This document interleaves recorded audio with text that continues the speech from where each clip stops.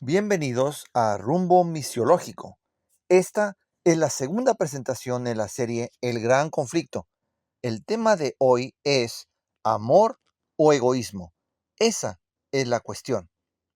En Isaías 41:10 leemos: No temas, porque yo estoy contigo. No desmayes, porque yo soy tu Dios que te esfuerzo.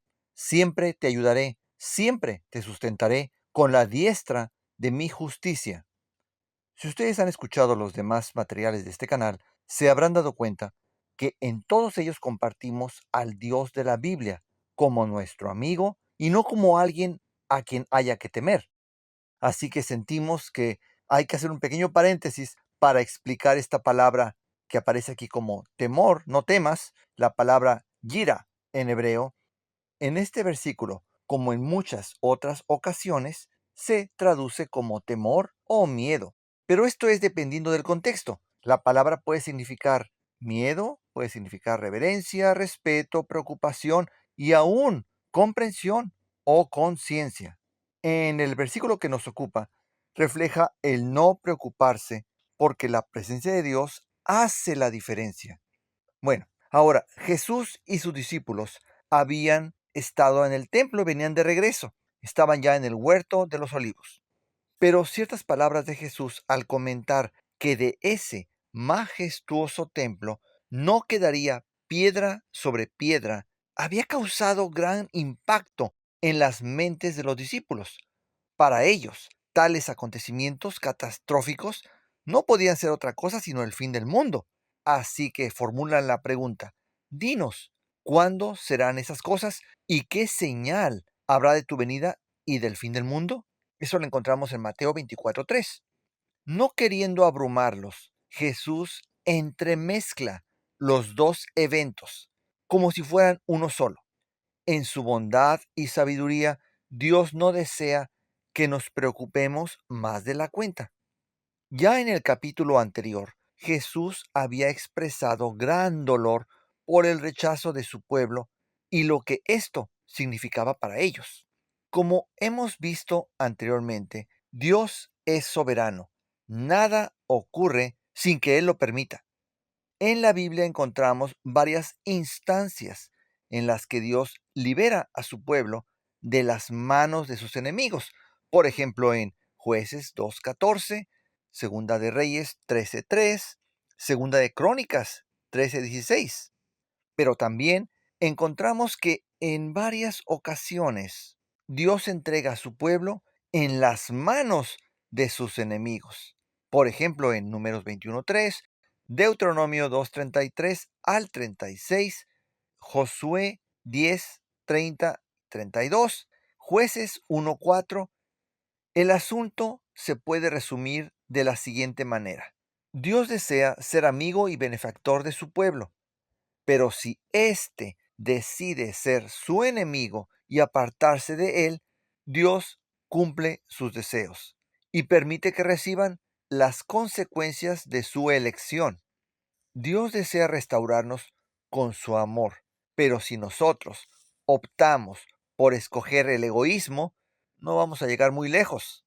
Eso fue lo que finalmente ocurrió en Jerusalén. A los suyos vino y los suyos no le recibieron. Leemos en Juan 1 al 11. No solo no le recibieron y atentaron contra él, sino que terminaron ejecutándole como un criminal. Durante el terrible sitio de Jerusalén, no solamente los adultos sufrieron, hubo niños inocentes que perecieron asesinados, ya sea por sus mismos padres o por los romanos. Eso no fue culpa de Dios, fue la decisión de los padres al rechazar a Dios.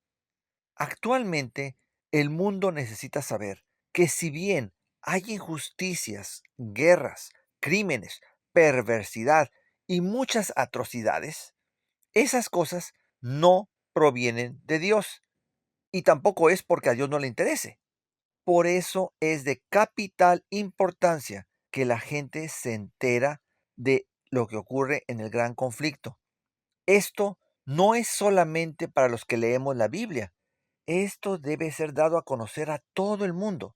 Si no lo hacemos, estaremos permitiendo que ellos se formen un retrato distorsionado de quién es Dios, el retrato que el enemigo desea venderles.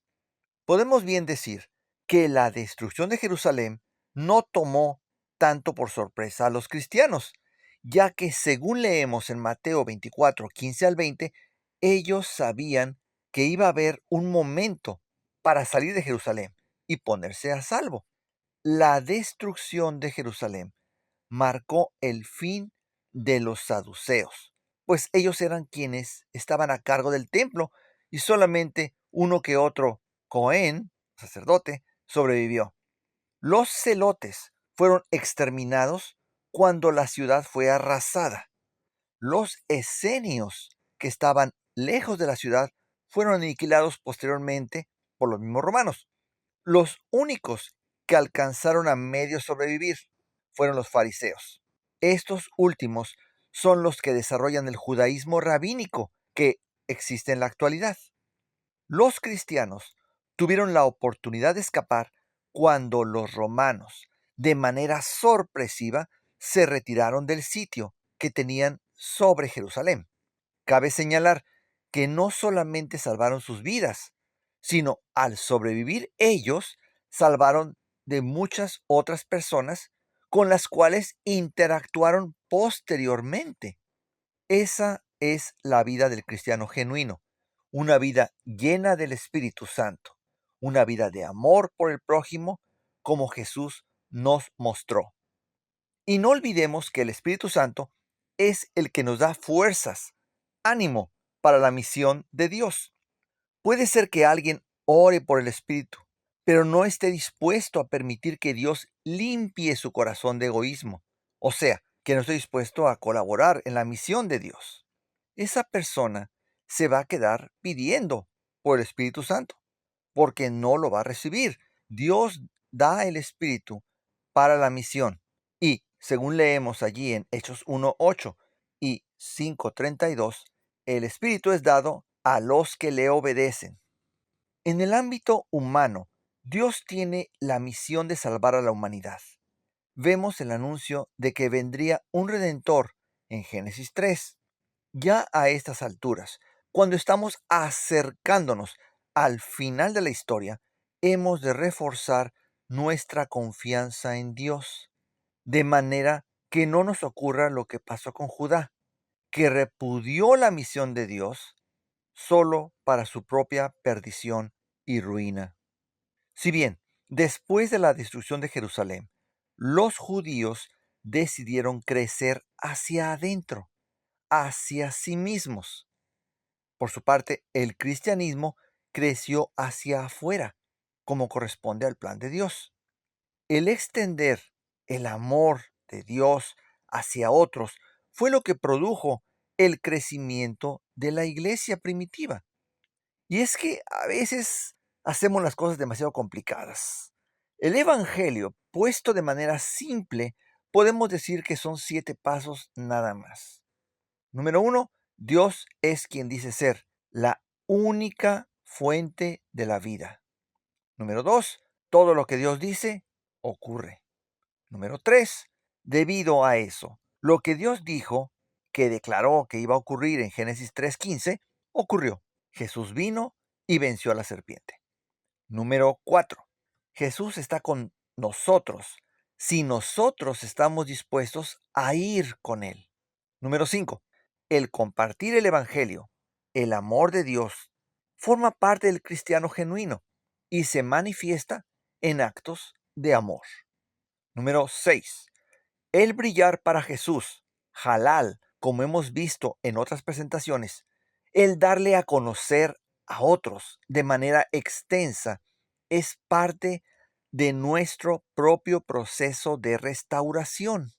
Es mediante esta colaboración de la mano de Jesús que somos hechos perfectos, o sea, completos. Ya no nos hace falta nada. Este legado de amor, cuando permitimos que Dios remueva el egoísmo en nuestros corazones, se hizo manifiesto en el desarrollo de las comunidades cristianas. Aún en tiempos de crisis, la iglesia cristiana primitiva no permitió que el egoísmo la mantuviera escondida y protegiéndose a sí misma.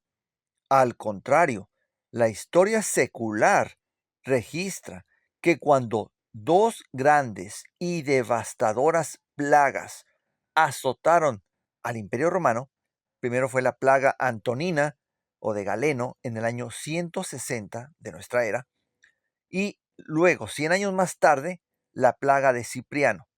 Las iglesias cristianas se convirtieron en verdaderos ejércitos de atención a los enfermos, sin importar su condición social. En el tiempo del Imperio Romano, estamos hablando del siglo III de nuestra era, el cuidado de la salud era solamente para la gente adinerada. Los pobres no tenían oportunidad de recibirlo, pero los cristianos eran diferentes. Y esto fue lo que hizo que la gente pusiera atención al mensaje. Aparte, los cristianos educaban a todos, incluyendo a los esclavos y a las mujeres.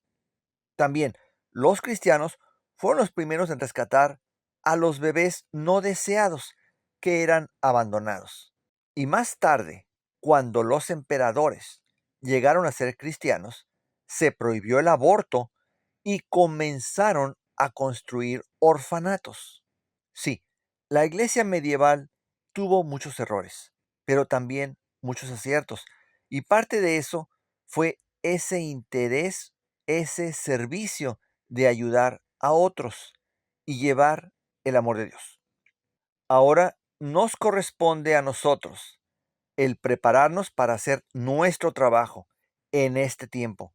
Puede ser que bajo determinadas circunstancias las cosas no sean tan fáciles.